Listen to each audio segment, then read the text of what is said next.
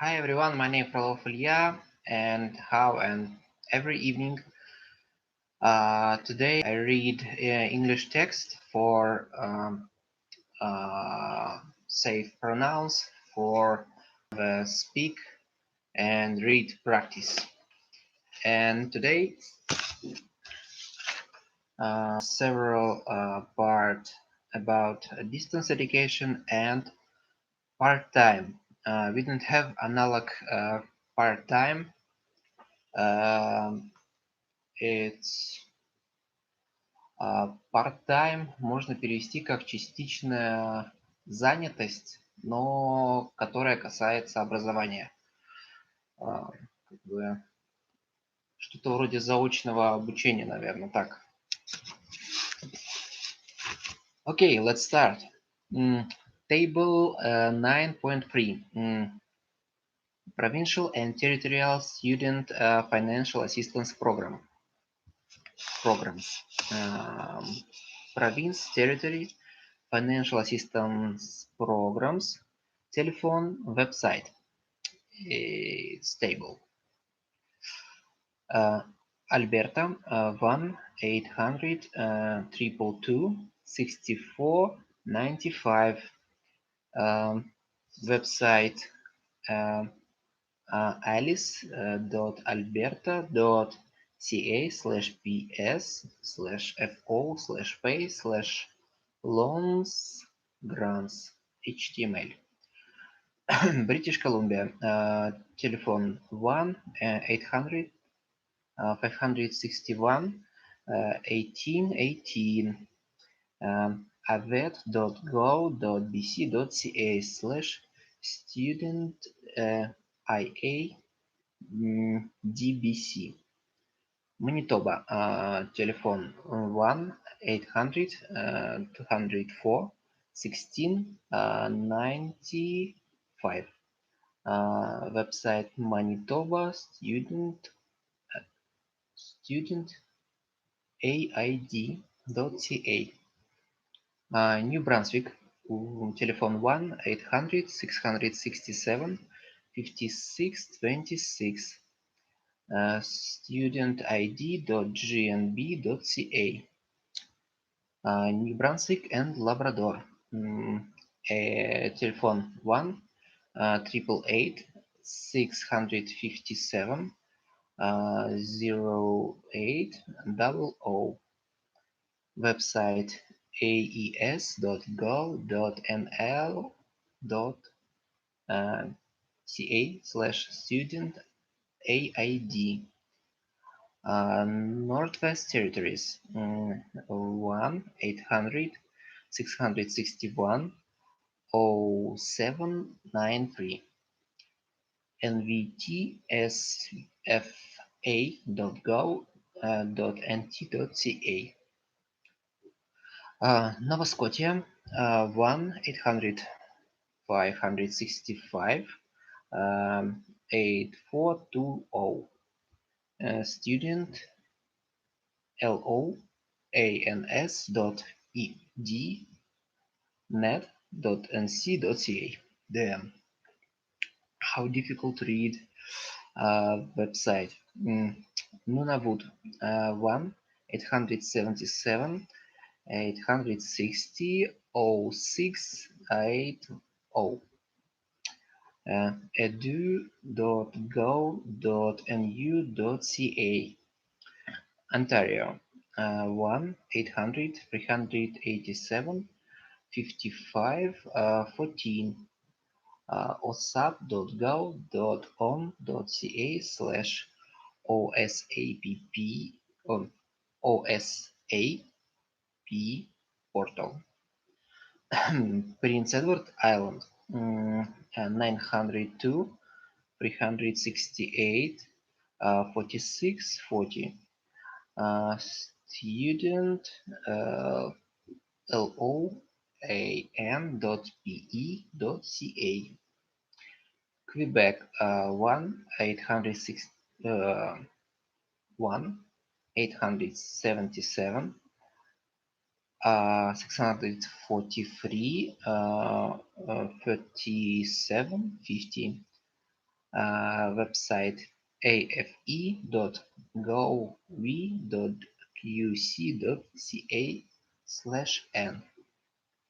Saskatchewan 1-800-597 8278. aei.gov.sk.ca/student loans. Yukon 1-800-661 00408. education.gov.uk/advanced/SFA. As an alternative to government financial assistance, many banks offer students loans to applications who meet particular requirements. The conditions on these loans are usually not as favorable as choose on government loans. Further information on loans, programs, and scholarships can be obtained from the university or college that you plan to attend. Most institutions have an office that is responsible specifically for these matters. You can find contact information on the institution's website or by calling the information's general information number. Ну, информации много, просто я читал, чтобы потренироваться произносить номера и сайты. В четверостишии написано, что многие сайты, не сайты, многие банки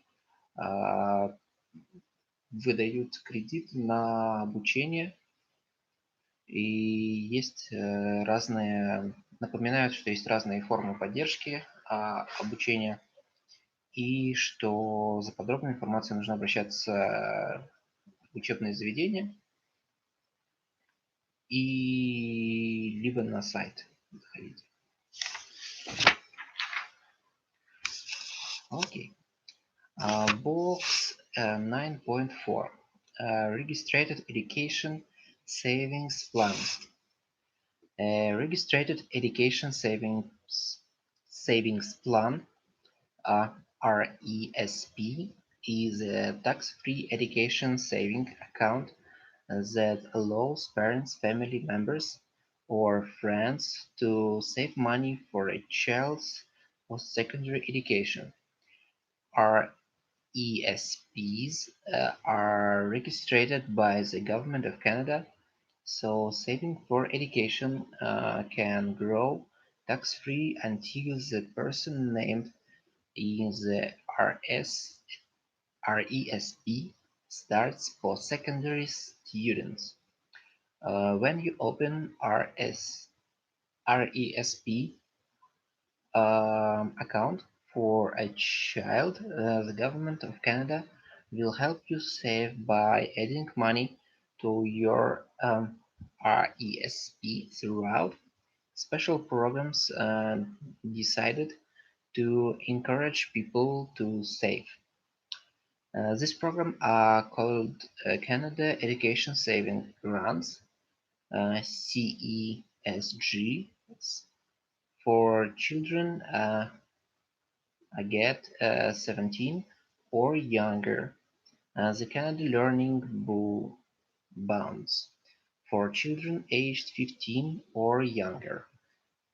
Я не уверен, что до конца понял, о чем здесь, но если правильно понял, что есть специальная программа RESP, регистрация образовательного, зарегистрированный образовательный сохранительный план, ну что-то такое, в общем, который позволяет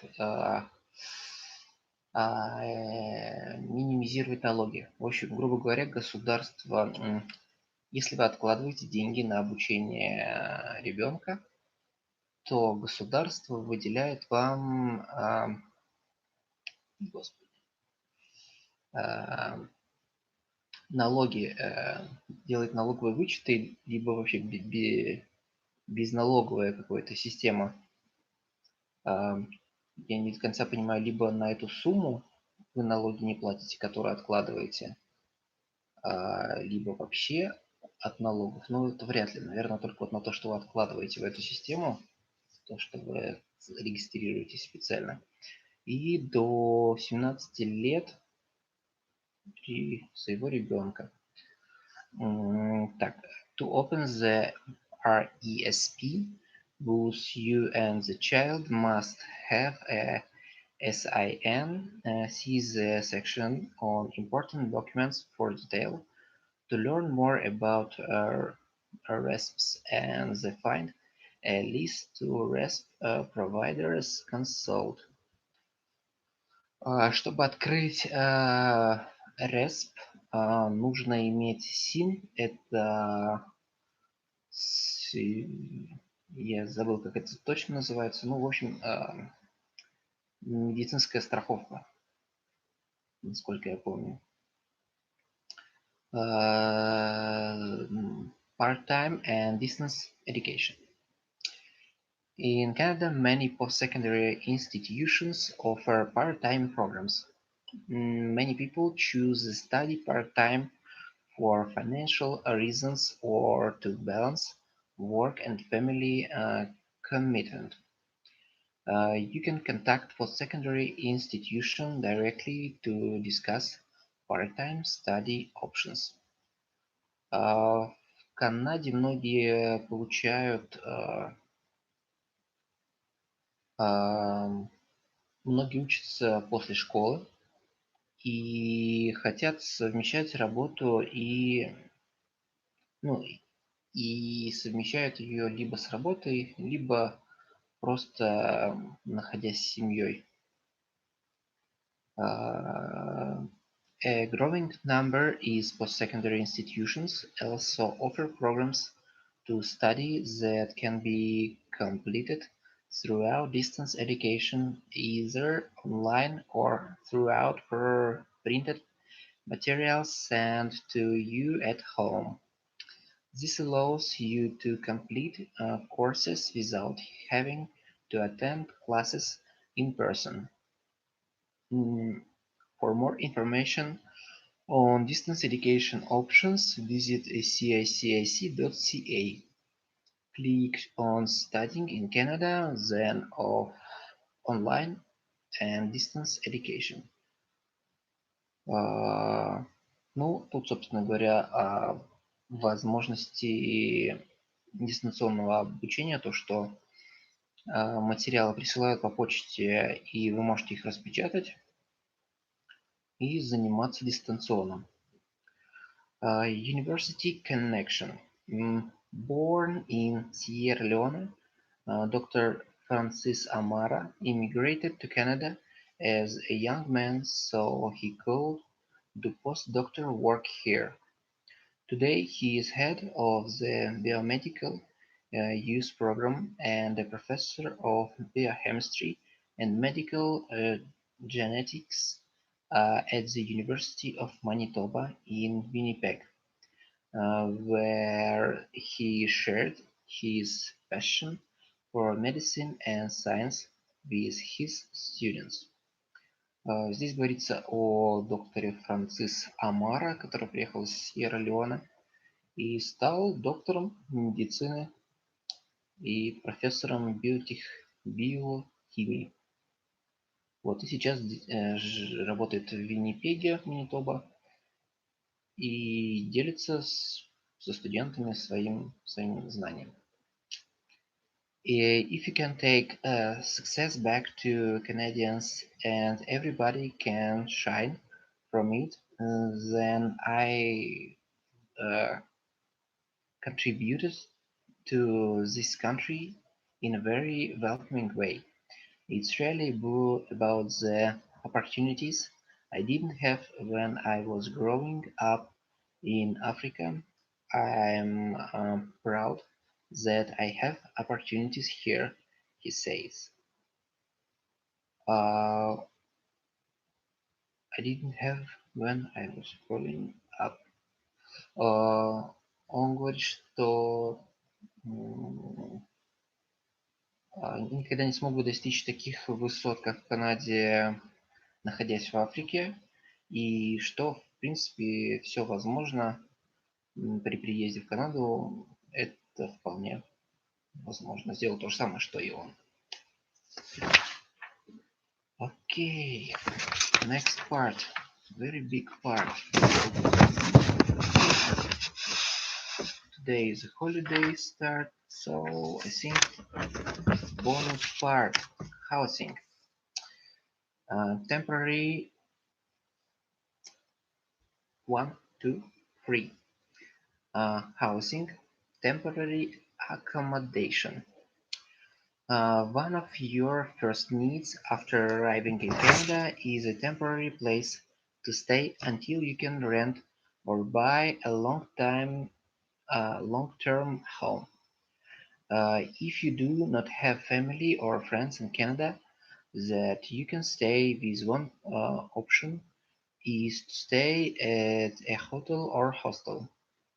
Most hotels offer private rooms and bedrooms, equipment with telephone, internet connection, and television.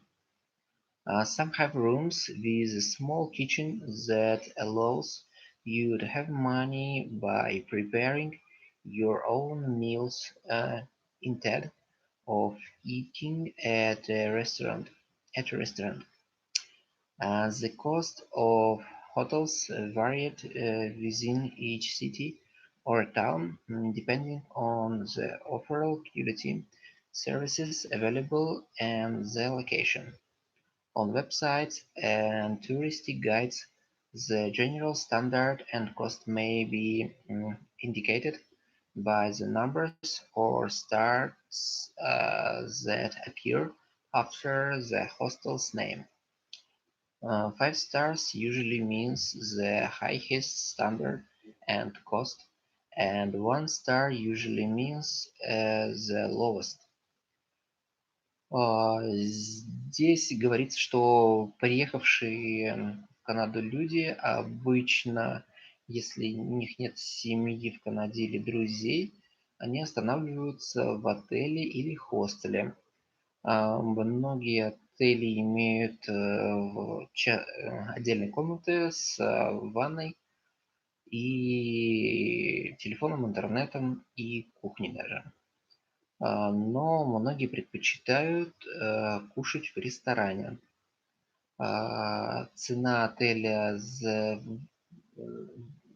варьируется в зависимости от города и качества города и локации, места расположения.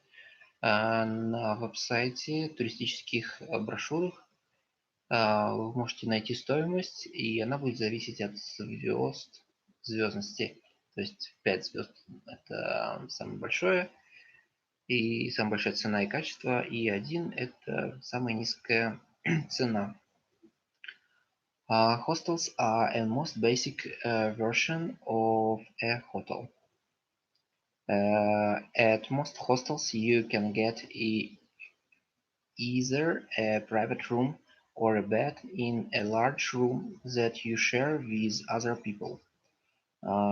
Washrooms are usually shared, and there is often a kitchen where you can prepare your own meals. The most standard of hostels vary, but many offer a clean, comfortable, and low-cost alternative to hotels. Хостелы более базовая версия отеля, в которых в которых обычно общая душевая и кухня. И А, Есть отдельные комнаты, есть те, которые вы делите с другими. Не такие стандарты высокие, как в отеле, но многие достаточно чистые, комфортабельные и бюджетные альтернативы отелей. You should book your hotel or hostel at least several weeks before flying to Canada. By booking in advance, you will likely save money and have a better chance of finding room available. Try and find a hotel or hostel that is certainly located and close to public transportation. Beware is very cheap hotels or hostels. They may be located in unpleasant area or be of a very low standard. Здесь говорится, что рекомендуют забронировать отель или хостел до прилета в Канаду, потому что по прилету может не быть свободных номеров и свободных мест. И также рекомендуется найти место поближе к работе и общественному транспорту, потому что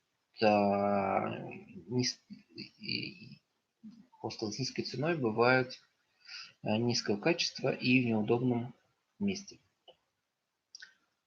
To find a suitable hotels or hostel, you can go online on the Yellow Pages website and type in hotels or hostels.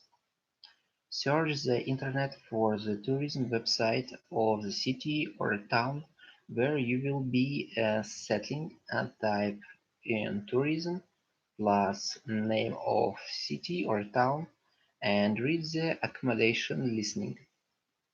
Go a general internet search for hotels and hostels in the city or town where you will be settling.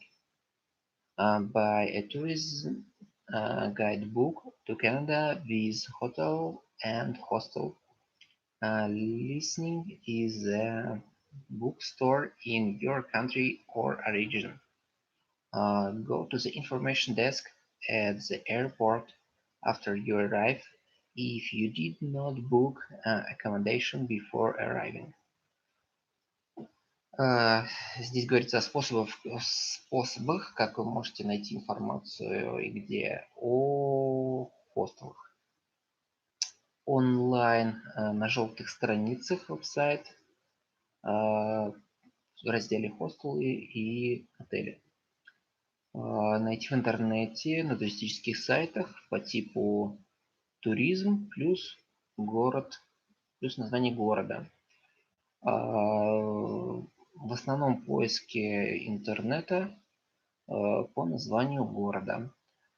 Купить туристическую брошюру в Канаде о отелях и хостелах и почитать в своей стране. По прилету в аэропорт, да, если у вас такой книжки нет. Most hotels and hostels have websites with prices, photographs, a location, map, and a description of the services they offer. Многие отели и хостелы имеют веб-сайт с ценами, фотографиями, локацией на карте и описанием сервиса, который они представляют. Alternative to hotels and hostels is to contact an immigrant servicing organization in the city or town where you will be settling and ask if there is temporary accommodation available specifically for newcomers and how much is it cost. You can find contact information for immigrant servicing organizations across Canada at cic.gc.ca/english/newcomers/map/services.asp.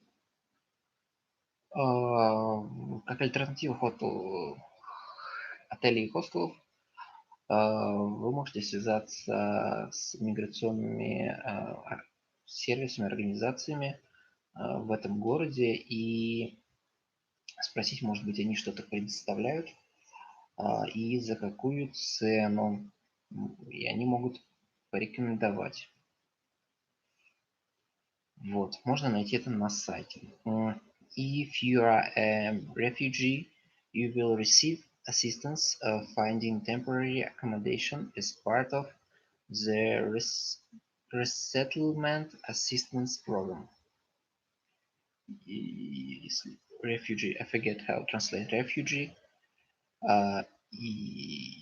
Assistance finding temporary accommodation part of Resettlement Assistance Program. В общем, существует специальная программа тоже поддержки новоприбывших, которая помогает найти жилье. Это так же, как и с открытием счета СИН. Это все та же организация, я думаю, занимается. Вот. So, I think today enough. Have a good evening, have a good night. Bye.